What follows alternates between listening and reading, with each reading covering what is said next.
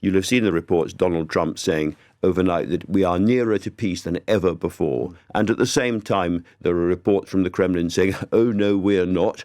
What's your instinct about where we've got to? I think the statement from the president and from European leaders last night illustrates the progress that has been made over the last few weeks.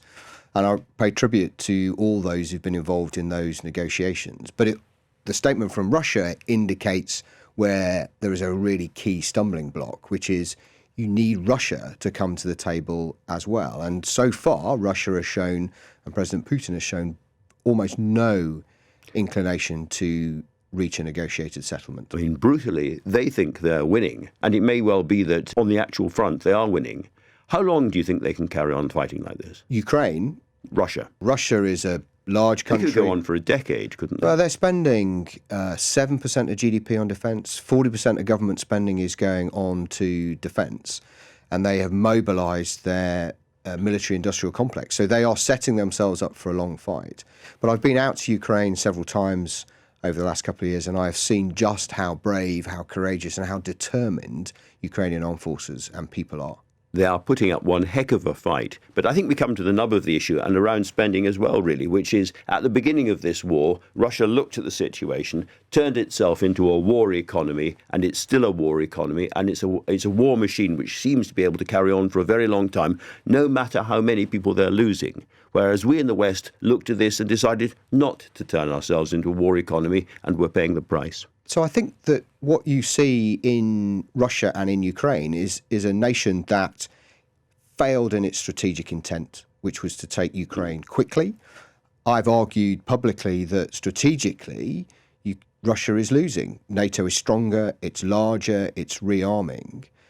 But you're right, tactically on the front line, they're moving forward, aren't they? They are moving forward, and Ukraine is fighting valiantly with the support of Europe's money and weapons to hold Russia at bay. But Russia has shown absolutely a complete disregard for human life on their side and on Ukrainian civilians' side. And that is something we should worry about, because that's an indication of a nation that is prepared to withstand huge losses from their people and from their economy. And if they get a result in Ukraine, which the Kremlin thinks has been good for them, and they can parade in front of their people, they'll go elsewhere. That's the risk. That's exactly the risk, and why it's so important for our own security and for the Euro-Atlantic security, US and Europe, that Russia is not seen to win, and that a stable, sovereign, prosperous Ukraine is important to us in Europe and in the Euro-Atlantic region as it is to Ukraine. And that's why these peace negotiations are so important. We were talking right at the start of the conversation about whether the British public understood the scale of the threat. And for an awful lot of people, they hear Ukraine, yada dada, Ukraine, Zelensky, yada dada. And it's all a very long way away, nothing much is happening, and they really don't feel it affects their lives at all. Why are they wrong? I often point out that Kyiv is the same distance from London as Athens. People go on holiday to Greece. I mean, this is not that far away. We've seen Russia kill British citizens, Dawn Sturgis, on our shores. We know that Russia's planned sabotage across Europe. Russia is building up its conventional arms. You described the war economy. And so that makes it more dangerous. If you look across Europe, in Poland, spending 4.2% of GDP on defence. In Germany, planning to spend 3.5% by 2029. They feel that threat more obviously further east in Europe. But our future and our security is tied to Germany and Poland. And ultimately what we want to do is avoid war. And we do that through strength. And that's about firstly reinforcing the armed forces, which is our first line of defence. That's why additional funding going into the armed forces is so important to us. But also it's about the nation stepping up, becoming more resilient, and people being more interested in defence and careers in those areas.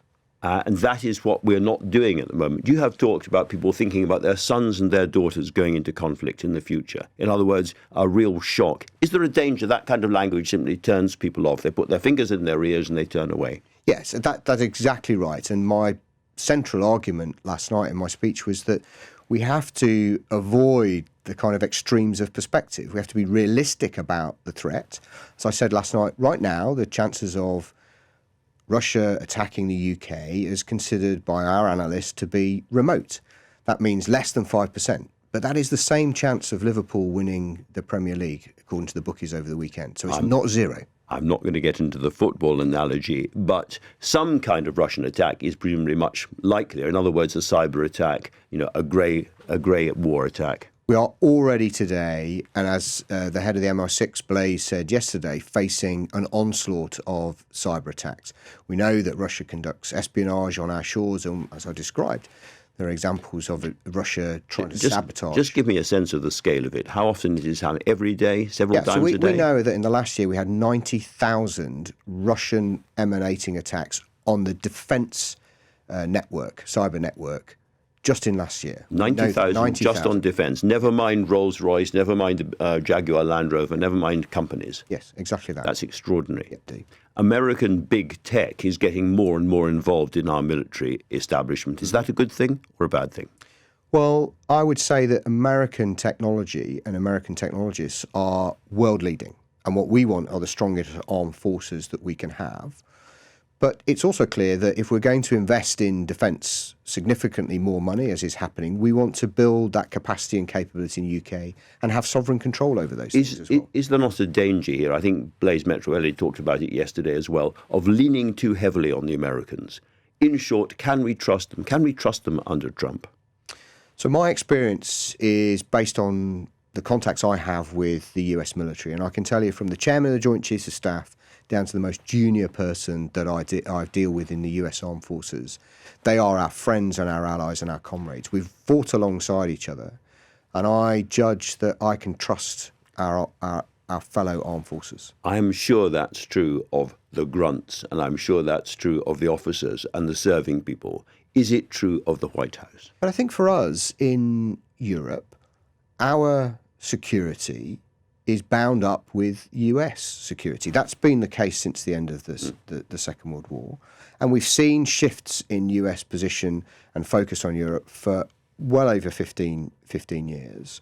And that is a trend that will continue. So but my view is that we should continue to work closely with the US and both militarily, politically and economically and industrially. And as long as we are close to the US, strong, most powerful nation on earth, that is good for our stability and security. You are the man right at the top of the pyramid. Now, I know that you're not a politician, you don't get involved in politics, but you have to be aware of the politics. You do. So when you see J.D. Vance at the Munich Security Conference earlier this year, or you hear Donald Trump recently, really absolutely deriding Europe, arguing that Europe is a failed, hollowed out, collapsing system, and they seem to be turning their backs on us. Pete Hegseth, the Defence Secretary, challenged in Congress about whether he was really going to advise the President to use Article 5 if a NATO country was attacked, could not give a straightforward yes. We know that President Trump has reinforced their commitment to NATO and to NATO Article 5.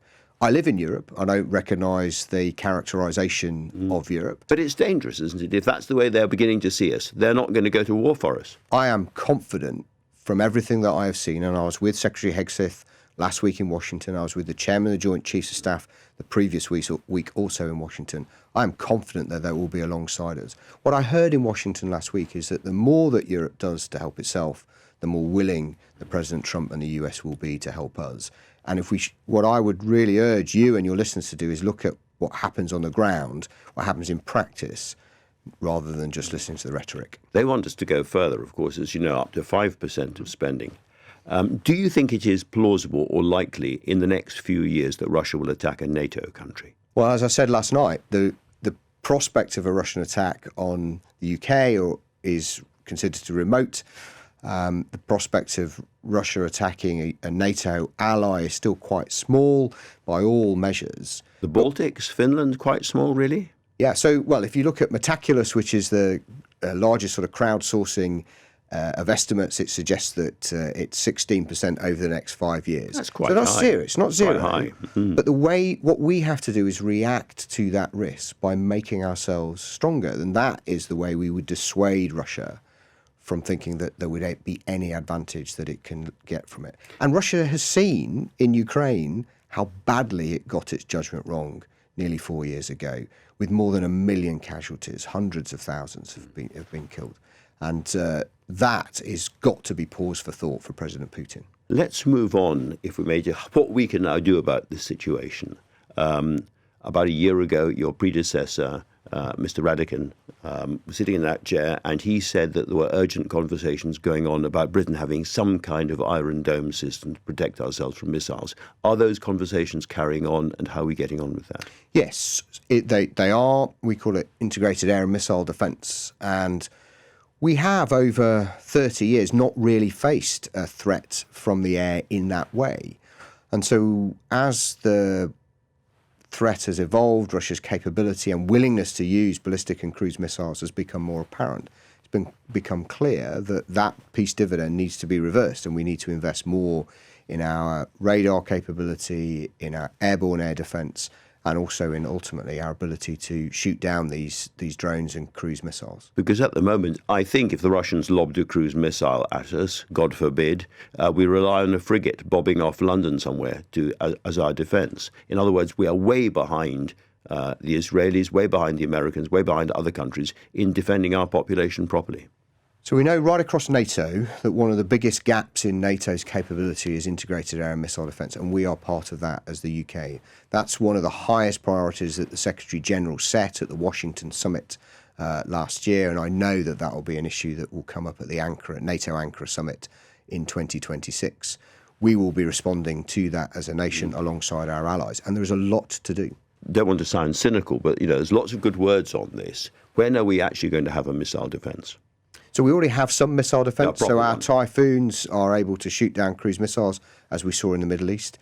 We currently have our Type 45 destroyers that provide some of that capability. But ultimately, this is also about... When are we going to have a better missile defence? So that will take time. It will be over the next few years as we evolve and develop that. But what is really important is so we'll definitely see improvements by the end of the decade. But it's really important to recognise that even if you look at Israel, which is a small country, it's kind of size of Wales in terms of square area, even with all of its Iron Dome capabilities, it is not a foolproof mechanism. For us, part of our approach is deterring Russia from acting. So that's about being able to hold Russia at That's risk. Convincing them that we're being serious about this, isn't it? Yeah, and about both our defence, but also our ability to fight and to attack Russia. That's the principle of deterrence. And deterrence is right at the heart of our strategy. By being stronger and persuading Russia it's not in their interest to attack us.